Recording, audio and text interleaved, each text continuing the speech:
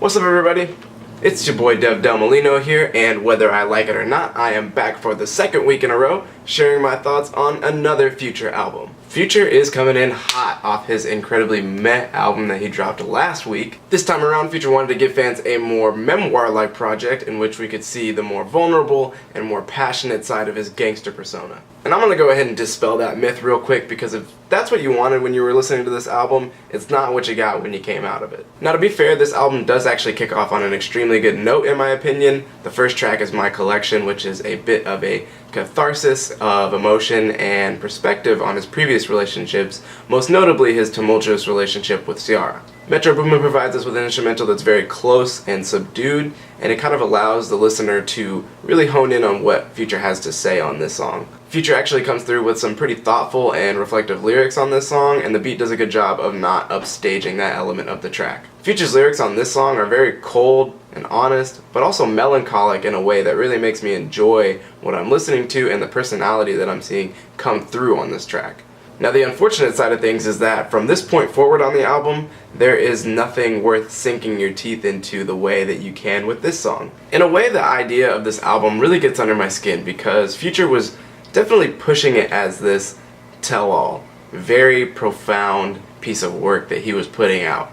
And what we get is just another generalized and inconsistent album from him. But this time, it's an R&B form.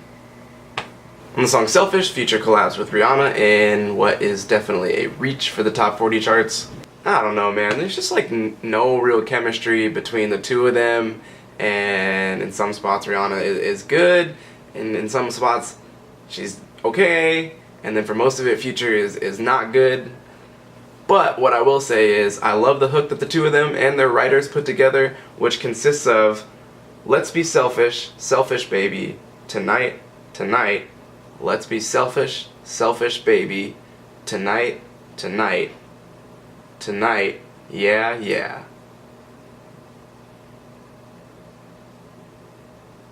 Now, on the other side of the coin, I do think that the song Incredible is a better commercial effort. The drum progression here is definitely straight out of the 1980s, very buoyant, very upbeat, and they're followed up by these hollow synths that all come together to make a pretty hot track, honestly. One of my favorite tracks on this album is Hallucinating, which kind of just sounds like a tunnel of drug-induced paradise in a way. Future's off-kilter and somewhat slurred flow pairs very nicely with the very blissful and light-headed production that Dre Moon lays down on this track. Reflecting on this album, it's one of the few songs that actually feels like an entire experience within itself, and it's one of the tracks that I definitely find myself having stuck in my head quite often. Finally, Future ends out the album with the song Sorry. This song really pisses me off. No other song, in my opinion, better epitomizes the faux sense of profundity that is rampant throughout this album than this song right here. At first glance, this song definitely seems to be meditative, reflective, apologetic, even detailed and focused in a way. Mostly due to the fact that this is the last song on the album, it's named Sorry, it's 7 minutes long, and the hook is definitely emotional and poignant. And to very little surprise, what I end up getting is 7 minutes of verses that have nothing to do with the content of the chorus. Future braggadociously raps about women and world traveling and success and money and all the usual stuff. And it seems like this is what Future believes deep music is. In his interviews leading up to the album, he definitely made it sound like he was putting a lot of focus into this album, but when we listen to the content, there is no focus to be found at all. Future will literally write a chorus about one thing and then turn around and write verses that are completely irrelevant to the topic of that song. And that's pretty much this album in a nutshell.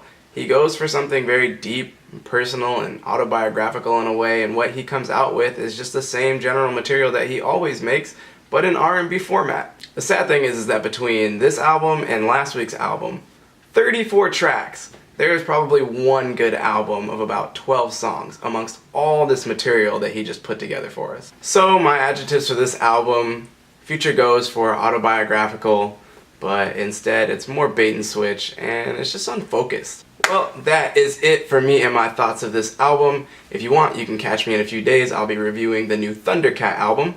I would love to hear your guys' thoughts on this album and any highlight tracks that you specifically enjoyed. Other than that, thanks again so much for rocking with me on this review, and you'll just have to catch me on the next one, alright? Peace. I drew all these dollar signs.